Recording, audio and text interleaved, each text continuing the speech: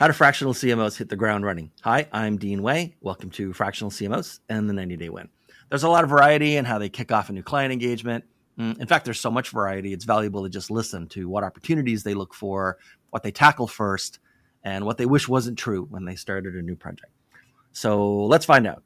James, hi James, how are you? Hey Dean, how's it going? Okay, James, so let's set up like a hypothetical, I was going to say imaginary, but let's say a hypothetical 1-year engagement, okay? You're the fractional CMO. In a second, we'll talk about early wins and stuff you go after. But first, what's like what are 2 problems you typically see, or what problems do you normally go on the hunt for on day 1 of an engagement? And let the audience know a little bit about yourself. Perfect. So I'll start there. I've been in the digital marketing space for 15 years, started in 2008. And before that, I owned a bunch of gas stations, a chain of gas stations. I had 6 of them. So I learned a lot about brick and mortar business. And then I semi-gracefully shifted into digital marketing in 2007 and 8. And I guess I've been a fractional CMO since 2010. I didn't know that's what it was called at the time. Right. Yeah. But that's kind of how I got there. So I'm here in San Diego, and I'm fractional CMO, and I also run networking events. I do 20 events a year, speaker series, and things like that. So to your question, you said, what are repeat the question again? What are 2 of the problems you either go on the hunt for because you expect to find them, or you just normally see when you start an engagement? Yeah. I usually like to, because when I'm going into another project, either there's been someone there before me or they don't have anybody there at all. Right. So I've got a whole checklist and sheet that I use, and I really just start out. I start out with the SEO, really. I want to see where they're ranking, what their website, how fast it is, the speed of it, where they're going after. Are they ranking organically, or are they doing paid ads? So I start with all that. Then I move into a lot of the social media marketing, a lot of the branding, the content marketing. So I kind of look at all those things first. I need to see numbers and reporting and analytics. And I always do that, and I, record those numbers or screenshot them, because I want them to see this is where you were when I started with you. 90 days later, 6 months later, this is where you are now, thanks to my expertise. So I can always show my skills by analytics and reporting and numbers. Fair enough. And then Lilli, what problems do you normally go on the hunt for, or do you typically see with your clients? And also, let the audience know a little bit about who you are. Yeah, sure. So I'm Lilli Dellheim, and I'm the founder of Anticipate Growth Strategies. We are a hybrid model of fractional CMO consultants and a micro agency. So I noticed that there was a gap when it came to fractional CMO work, where a consultant could come in and put together a really amazing strategy, but then the company didn't have the resources in-house or the expertise to hire the right people to execute it. So we do a bit of both, and I've been in marketing for about 15 years. So my whole jam is around strategy. I come in and I assess whether there is a true strategy. And by that, I mean things like, do companies really understand their audience? Do they have the right messaging frameworks in place? And are they pulling the right levers? After doing this for so long, one of my pet peeves in marketing is when people just sort of throw darts. It doesn't have to be that way, especially with digital marketing. We have enough analytics at this point to where you can create a strategy ahead of time and anticipate certain results without having to do a lot of guesswork. So the first thing I'm looking for is strategy. And then I'd say the second thing I'm looking for is that alignment between, do you know your audience and do you have the right messaging? So then, Lilli, if you could choose, what sort of would be your preferred early win or early thing to show off in the first 90 days or so to a client? Yeah. So for me, there is no such thing as low-hanging fruit. The low-hanging fruit is, do you have a strategy in place? I tend to work with clients who want to invest 3 months really doing the work to assess brand strategy, messaging strategy, content strategy. And I find that those are the best clients for me. I find that people who come to me who are like, we needed leads yesterday, tend to be in triage mode. And it means that they didn't do the strategy work up front, which sometimes means they don't value strategy work, period. Right. So to me, the low-hanging fruit, the results after 90 days is, okay, I have a strategy in place. I know who my audience is. I've done customer research and interviews, stakeholder interviews. I've really honed in on my personas. I've adapted my messaging to make sure we're really hitting the right people, because at the end of the day, you could look at ROAS, you could look at these key performance indicators, but they will be much more direct if you're hitting the right people. So it kind of goes back to like basic journalism that we learned in elementary school: who, what, where, when, why, how, right? So who are you targeting?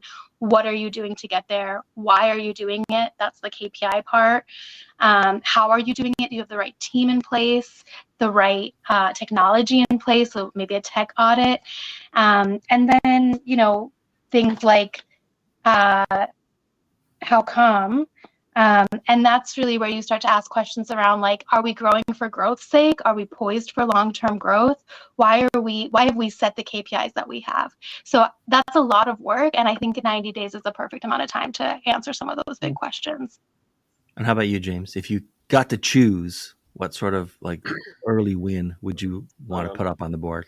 Yeah, well, it really varies on.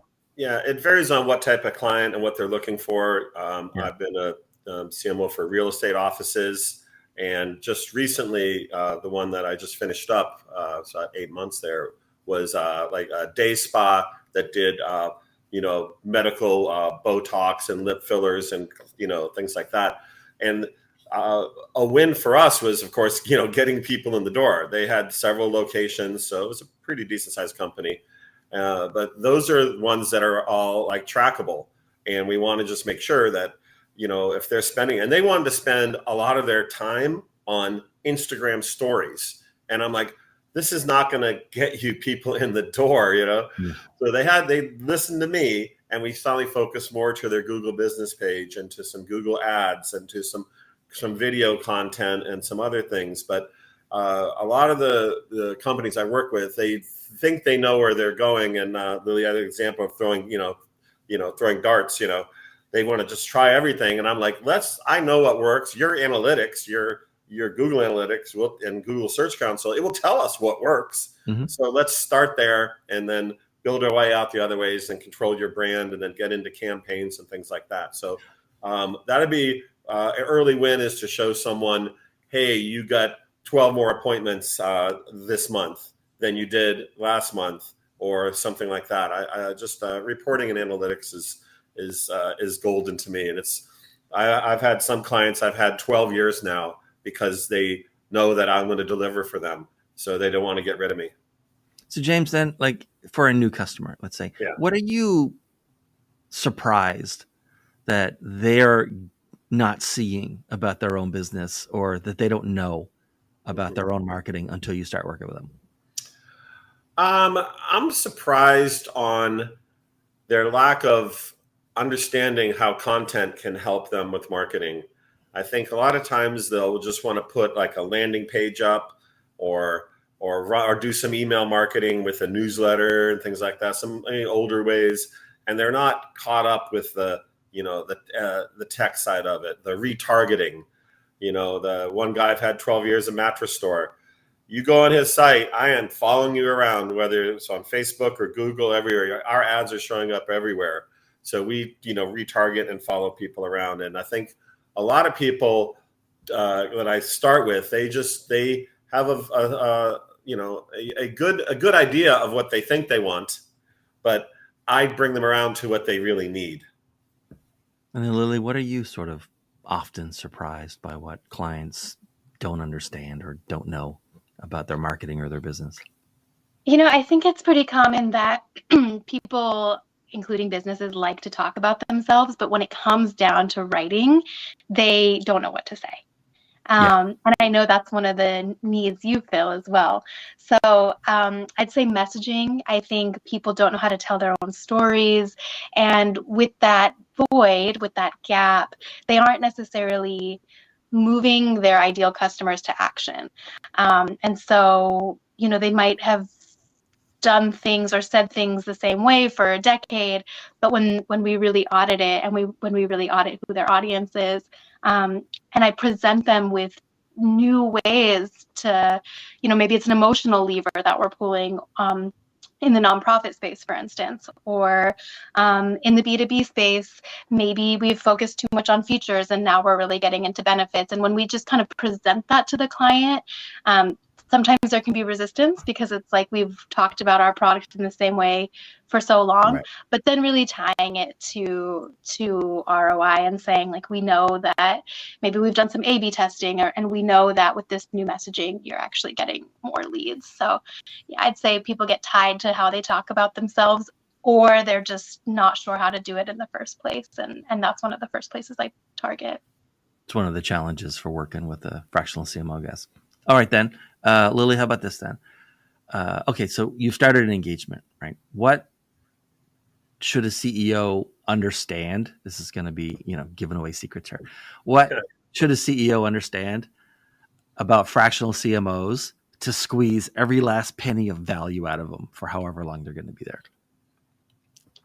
Yeah, that's a good question. I think that term, it's becoming more popular. So I think it's important as a CMO to really identify what that means for you. So are you a consultant? Are you coming in one day a week? Do you work by the project? Are you deliverables based? Like, I think it's important, first of all, for whoever this fractional CMO you've hired. I think it's important for them to have a business model that they can articulate. And then, I think that personally, I guess I can just speak to my business model a little bit. Mm-hmm. It's highly deliverables based. So my CEO counterpart knows exactly what they're getting from the outset. I've worked in this industry long enough to see where the ambiguity can cause tension. It can cause CMOs not to be rehired. And I've also been in the role of being a marketing director who has come in after a fractional CMO to take over a department, and just seen where consultants can come in and charge, a lot of money without really clear deliverables. So I'm very, very big on, clear deliverables. I've already mentioned a lot of the types of things someone would get with working with me, like a content strategy, a marketing strategy, a brand audit, a technology audit, persona development, all that R&D up front, things like that.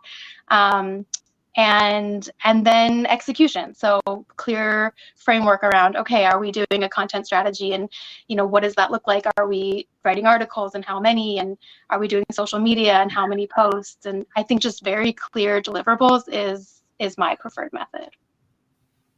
James, I have kind of the same question, but from a different angle. Like, how do CEOs, once they hire fractional CMOs, how have you seen them waste money? Great question. I was all ready to answer the first one. There you go. You can answer the other one if you want to. I can question either way, right? Yeah. I think so. So the way I think they come into it, because it's new to some of them. They have their own in-house marketing people that they might be paying, $50,000-$60,000 a year, but they don't have my skill level. So they want to try to get as much time out of me as possible. So I try to be very clear up front. Depending on what percentage I only take on 4 or 5 clients. I have no desire to be a big agency anymore, and I got my networking thing on the side. So I'm really with. I'll tell them, there's 2 levels. It's 8 to 10 hours a month, or like 16 to 18 hours a month, or so a little bit more in that range. So I kind of give them some one-on-one. Not so much they get one-on-one, but I really try to make it clear, because they like. I usually don't have to keep a clock on my time, but I've had a few that just keep pushing me to get more and more, like get there as much out of me, to squeeze as much out of me as they can. And then I can, when they really are squeezing, that's when I know, oh, this is my last month. He's gonna try to get as much as I can out of me, and then we're gonna let this go. And that's fine. I like moving around. I love different projects. I've worked in so many verticals over the last 15 years. It's crazy. So, then that's it. Or James, let me ask this then. So it's going to happen either to you or it has, or you can imagine it happening? Like, what are sort of the red flags or signs that like this company really should not have hired a fractional CMO, or they just weren't ready for a fractional CMO yet? Mhm. Right. Yeah, I've had a few that I've come. Well, like I said, the for me, and when you interviewed me, I really only heard the word fractional CMO earlier this year. I had no idea Yeah. what it was, but I've been doing it since 2010. So I just didn't know what to call it. So I was just digital marketing strategist or consultant for so long. So I'm kind of learning along the way. But when people come in, I really only want to go to people that I can help. I've turned down some work because I've looked at some projects and what they like. And when I meet, I do a discovery meeting. What are your expectations? What's your budget? What do you think? And I just get done. I'm just like, I don't think you're ready for me. So a lot of that comes down to a discovery meeting, whether I'm even going to hang my hat and work with them. And I want to keep my reputation well. And what are the signs that they're not ready? Like one the or two? signs aren't ready is they haven't set aside a budget or a team to do everything. They're kind of expecting me to do all the fulfillment for them, and this is why I'm doing this, because I'm tired of fulfillment. So they come in with a different vision of what it's going to look like. So I have to take the reins and stand ground on what I'm willing to do and not willing to do. And I said one of the signs they're moving to let you go is when they're pushing you for more information, or they ask, or they're going to change the passwords, then you're pretty much out. Yeah. And Lilli, you talk to a lot more companies than you ever work for. I mean, that's the nature of all of our businesses, right? So, like, what's an indicator that someone, a prospect, is really not likely to, or not ready to hire a fractional CMO yet? Yeah, so I think budget's important. I think annual revenue is important, and I think there's a sweet spot for my business of the minimum we'll work with, just because by the time you invest in strategy and by the time you really implement that strategy, it is an investment. And so some of the things I look for is people who are treating marketing just that way, that it is an investment. As I mentioned earlier, people that are willing to put in the work up front to do strategy. So I think when somebody comes to me and they're in triage mode, they needed leads yesterday, their ability to pay their current staff depends on marketing bringing in leads very quickly. To me, that's somebody who waited too long, maybe shouldn't invest in this type of consulting at this time, and should double down on a few methods they know work, or they should reevaluate operations a little bit before they come. Because again, I'm always gonna stand behind, take the time to do strategy. It's the whole slow down to speed up approach. To me, what I've seen with the businesses I've worked for, they've seen incredible growth. For instance, one company grew from 7 million to 21 million in 18 months because they took 3 months to do strategy up front. And some of that really rapid growth happened at the 6-month mark. So companies that are willing to treat marketing like an investment, they're not looking for leads overnight. They understand some of these practices like SEO, they can have a 12-month return, right, before you actually really start to see traction. And then the other thing that I've seen, this happens more frequently than you would even imagine, is companies that think they want to grow, but they actually are not ready for the growth. So a lot of family-run companies, a lot of companies that have sort of done well by accident, and then they're ready to bring on, they think they're ready for growth, they bring on a fractional CMO, and then the growth happens. And what it means is rethinking operations. What it means is sometimes restructuring. And there's that whole idea in business that under 20 million is the death valley, right? And so are they really willing to look inward to say, are we going to make the changes and make the sacrifices we need to do to embrace growth? It's not so much that companies aren't able to do it. I actually find a lot of fear of growth. So not that they're not able to do it, it's that like before they even get started, I find companies are afraid of what growth really means. And so they'll actually self-sabotage. And it's really interesting. It comes up actually fairly often. Oh, that's depressing. Good to know. Yeah, I understand what you mean though. Yeah, it's like kind of like if some growth is good, more is better. Right. And not realizing that their business is essentially between, development, operations and logistics and distribution and whatever. Right. It's just a series of rope bridges. And you can't put a whole bunch of extra weight on one rope bridge because it'll break. And then like nothing gets, everything Correct. needs to be reinforced along the way, right? Correct. And I don't see it as depressing. I see it as an opportunity as long as it's structured and framed that way, right? So to your point, if marketing starts performing really, really well, there's going to have to be a moment of looking at things like operations and fulfillment and logistics. And that's an opportunity to restructure a whole business, but it can be very daunting. So let's call it daunting instead of fear of failure. But sometimes people they feel that process is daunting. And that to me just shows a lack of mindset of marketing is highly cross-functional. It's interconnected with all other departments, and I look for clients that have that mentality already. All right, let's. This has been great. I really enjoyed this so far. Thanks, guys. I have one more question. Okay, so do you think that most? You're not talking about yourself necessarily, but do you think that most fractional CMOs, let's say at the end of their engagement, have they been revenue neutral, or have they been a profit center for the company? And by that I mean like you can bring in a fractional CMO, kind of similar to the way like you might bring in a project manager. Most project managers are revenue neutral. That is, you pay them, but they fix or make more efficient or avoid expense somewhere else, so that you end up with the management without having to pay for it, but you haven't made money off it. And then there are like a very small percentage of project managers who you can actually like send them into a client and they'll come out with like, yeah, they need a bunch more work done. And like, here's a bunch of money we didn't expect, kind of stuff. Right. Do you think most fractional CMOs are revenue neutral or profit centers, and why? Anyone who wants to jump in can jump in. I'll go first. I think when they're coming to you, they already have high expectations. I think they've exhausted their current in-house marketing team, and they're coming in expecting, they're coming in expecting some results from your CMO. So it's a lot of pressure, but I like the excitement. I'm like, of course I do my research before I bring it on, before I bring them on, but I can't really speak for the others. I don't know that many people that are in this space, just a handful of them really.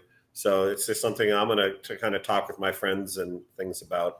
But I wanted to add something that Lilli said, which is interesting. These companies aren't ready for the growth when it's going to happen.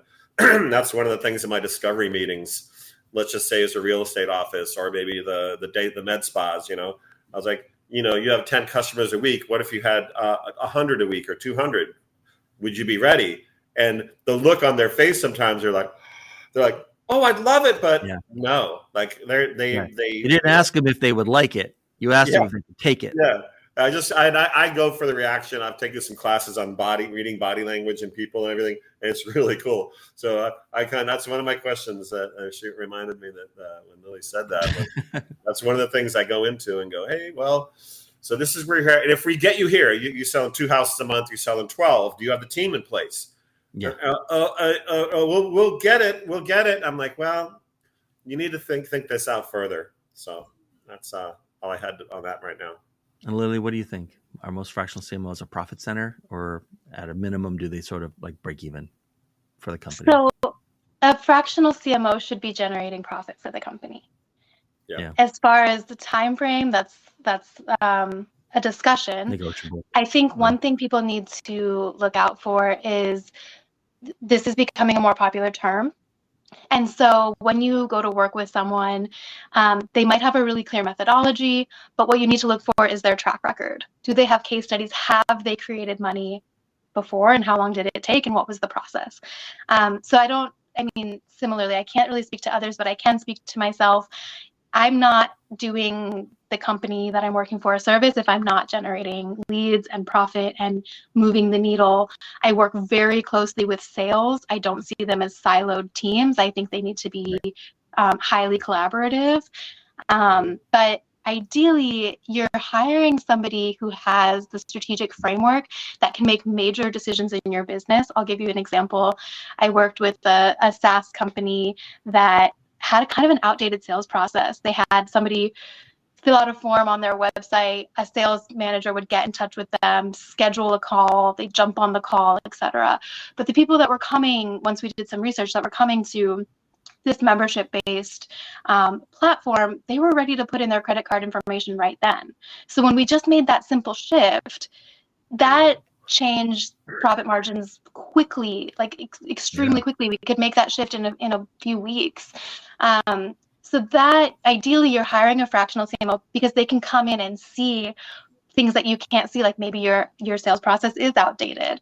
And they should be making those changes, and they should have the authority to make those changes to impact your bottom line. Well, all right. Thank you so much for this. This has been great. Lilli, your URL is on the page. How should people contact you, and who should contact you? Yeah, so again, companies that are ready to invest in strategy, companies that sort of have gotten lucky with marketing, but they're ready to get scientific about it, that are really willing to invest the time and the money. I don't really work with companies that are less than 5 million ARR. And then they can find me on anticipategrowthstrategies.com and on LinkedIn at Lilli Dellheim. And those are probably the best ways to find me. And James, who should be reaching out to you right now, and how should they get in touch with you? What's your preferred way? Well, who should be reaching out would be startup companies. I've worked with several funded startup companies, maybe well-funded startup companies, and I like chains. Once I had 46 steakhouses in Kansas City, in Montana area, and I oversaw all of them and 200 Massage Envy locations. So I like big companies like that, that I can oversee their team. And the way you contact me is through my website, jamesmhickey.com or jmhmarketinggroup.com. And then on LinkedIn, James Hickey. And I just 6 months ago, I changed it to James Hickey, digital marketing strategist -- fractional CMO. And that's probably how you found me, because I didn't have those words. You probably searched CMO and found me. So there you go. There you go. Marketing at its finest. There you go. All right. Thanks, Lilli. Thanks, James. This has been great. And see everybody later.